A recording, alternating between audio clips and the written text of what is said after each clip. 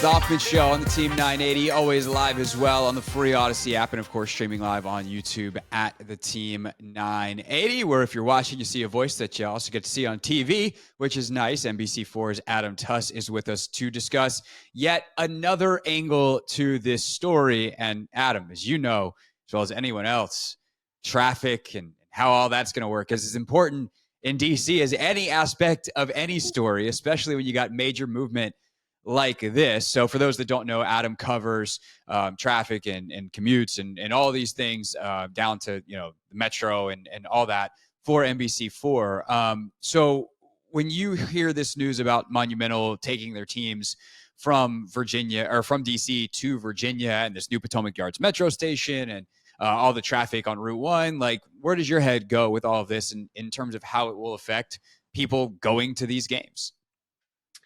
Yeah, the first thing that I thought of is how is this going to work? Because if you're familiar with Route 1 at all in Northern Virginia, all of us have been to Reagan National Airport. You know what it's like coming off of 395, having to go across a bridge. Route 1 here in Northern Virginia in Alexandria, it already carries about 25,000 vehicles a day through rush hours. It's pretty slammed. The lights here aren't particularly well timed. They've been trying to build a rapid bus network down the middle of Route 1, but that has got low ridership at this point in time.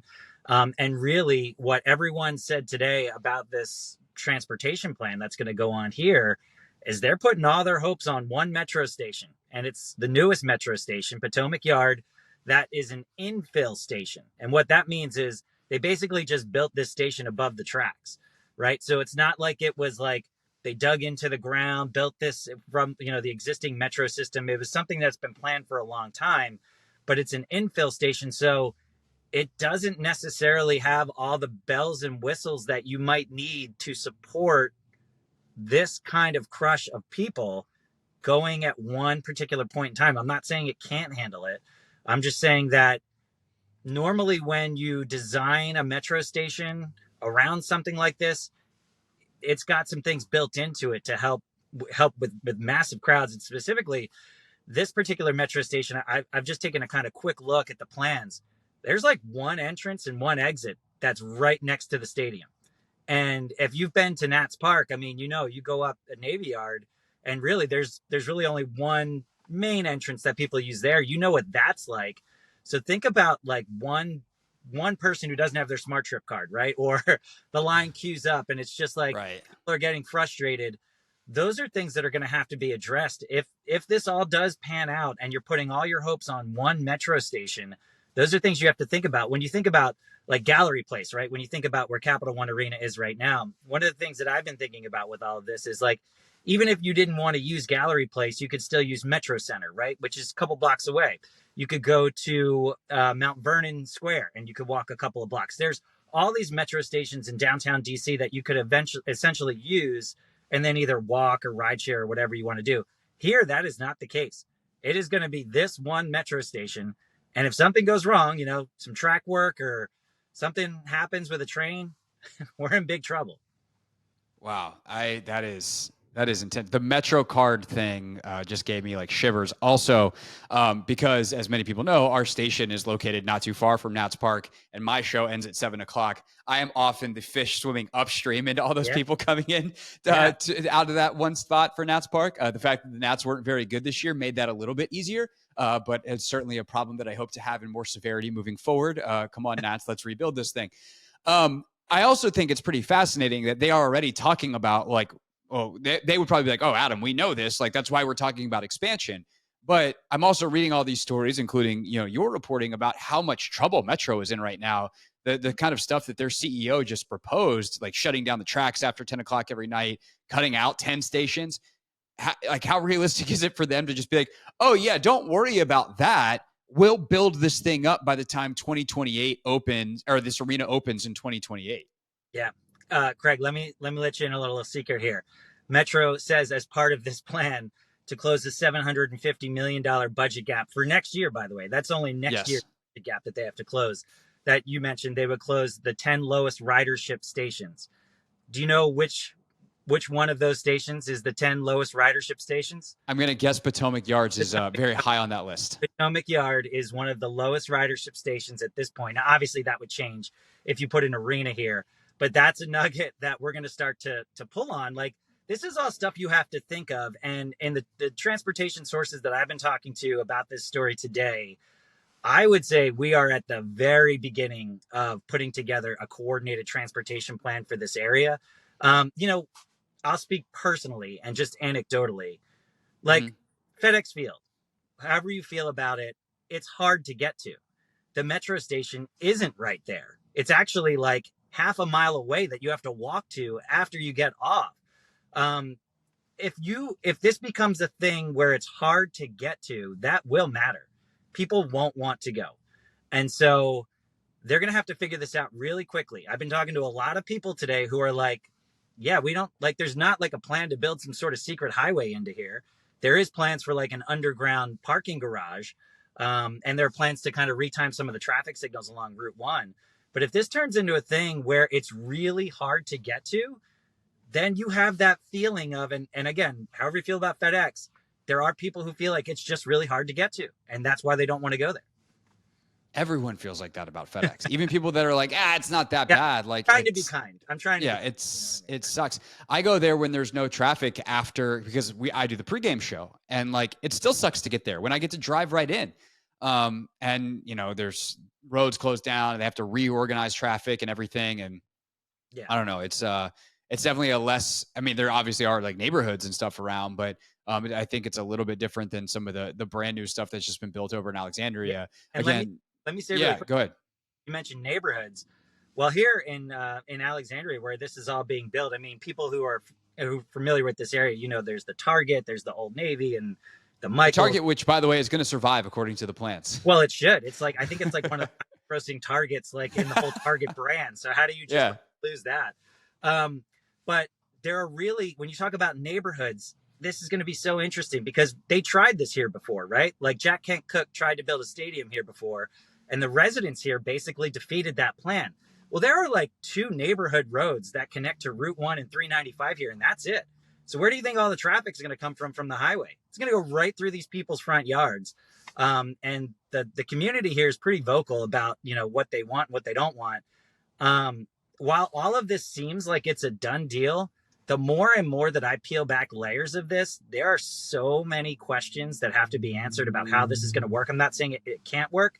I'm just saying there's a lot of questions that have to be worked. You know, Virginia just lost the FBI, right? So they're going to Greenbelt. That was a big story. These are also political wins for people to be able to pull some of this stuff away. And there's tons of politics behind this right now. Yeah, definitely. Adam Tuss is with us, covers transportation for NBC4. One of the things that I am intrigued by that I kind of think is just on a pure geographic sense, a little bit of overreaction is like the amount of DC and Maryland folks that are unwilling to go to Virginia. And as a millennial who has Instagram, I always do laugh at all of the memes. It's like, oh, you got to get your passport. Oh, I'm dating a guy. He's so far away. He's in Arlington. It's like, you have to cross the river. But I also have been around this area since 2015, and I know it's real, even though I'm someone, because of the nature of my work, who travels all over the DMV, although I probably got nothing on you. That is literally part of your job, is to travel all over the DMV. Yeah. Like, there's a lot of Virginia folks that won't go to Maryland, Maryland folks that won't go to Virginia, DC folks that are like, it's outside those boundary stones we just learned about thanks to the Wizards jerseys. I'm not going there. So when you look at like the movement of people, and do you think that the crowds itself will be heavily affected? And we might have to go back and study the historical precedent of when the team moved from RFK to FedEx for this. Yeah. But kind of that idea of we're talking about different groups of people that live different lives, all if they're in the same region, or is it all overridden by the fact that if you're a basketball fan, you're going to go. If you're a hockey fan, you're going to go. Well, I heard an interesting comment actually on your station today. I forget who said it, but to use the old cliche, they said, if you build it, they will come, right? Like, so here's the thing. I mean, the territorial aspects that you're talking about are very real. We all know that in the DMV. Maryland and Virginia, I would say, probably have the 2 biggest beefs with one another. And, you know, everyone kind of shares the district or whatever. And DC people just don't want to go anywhere. So that's, which is fine. But I think ultimately, I mean, it comes down to them putting a good product out there, right? Like, what have the Yeah. Wizards? What have the Wizards been? They've been abysmal. Like who? And so like, are you giving people a reason to travel to watch that? I mean, the Capitals. I would say, well, the Capitals are basically already here, right? They practice in Arlington, so they already have a footprint in Northern Virginia. So I think that just from what I see, I live in Northern Virginia, so I know that there's a lot of Capitals fans around here. To see if you would now gain this new fan base of Wizards fans who previously might not have wanted to go into the city. I think that would be interesting too. But what does it mean for someone, from Rockville? Do they want to come all the way down here because you're taking that ride on the metro? That's a long way to get down here. If we got time for one more, I got one more on that Yeah, front. go for it. So you have undoubtedly studied, I'm making an assumption here, but undoubtedly as someone who covers transportation, you've studied how traffic has changed since the pandemic. Yep. And I think so much of this is happening because of the change of downtown DC due to the pandemic. And so, we had on the show earlier today an economics professor who talked about there's not really because hybrid work and everything is so new, it's hard to know if the model of putting that was really started with Camden Yards in 1992 of putting a stadium in a business district with the idea that people would go after work is dead because hybrid work is so new. As someone who's looked at these traffic patterns and looked at how people move around throughout their days, do you have any thoughts on that element that maybe a suburban stadium is a better idea now than it would have been in 2019? Well, I think you've seen it in the district itself, right? I think that there are all these other contributing factors that are bleeding into this. And, I mean, you might say whatever you want about crime. There is that perception that some parts of Gallery Place have gotten unsafe. A lot of that is because our federal workforce isn't going back at the full capacity and full tilt that they once were. Metro ridership is still about half of what it was pre-pandemic. They're down thousands of trips per day. I will say traffic itself, in terms of vehicular traffic, that seems to be coming back, but now it seems to be spread out over the entire. In other words, you might have a lot more people working remotely who are going to run errands or picking up kids or doing any of that kind of stuff. I've seen studies that our region, the DMV, and San Francisco were the two biggest telework communities in the entire country, and that really has stuck. So maybe there is a case to say, a suburban model, a suburban stadium works here because people don't have the same commuting patterns. And I can say for sure, the federal government hasn't been called back to go back to their offices full time yet. So that pattern, that travel pattern that we were all used to pre-pandemic, it has not come back to the way that it was before. So there might be something to suggest that would work here. But realistically, I mean, I covered when they had to retrofit Navy Yard in the metro station there, which, I mean, you probably remember what Navy Yard used to look like before the ballpark was there. It was a ghost town. Yeah.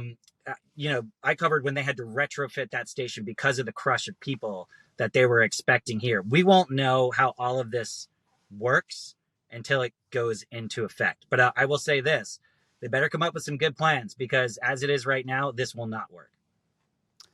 Very well put. Adam Tuss, NBC4, covers transportation. The metro ridership thing is crazy to me. And I think also is a huge factor here because it was so easy to get to Gallery Place and Capital One by metro. I mean, still is and will be till 2028. But I guess you go there starting in 2028. There's not going to be a game to watch. Adam, thanks so much. We look forward to your reporting on this throughout the next couple of days, weeks, and probably months, that sounds like. Yeah, and a lot of reporting coming up on NBC4 tonight. Plug for our station. There we go. Yes, of course.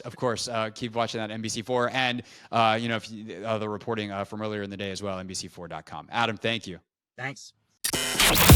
This is The Hoffman Show on the Team 980 and the Odyssey app.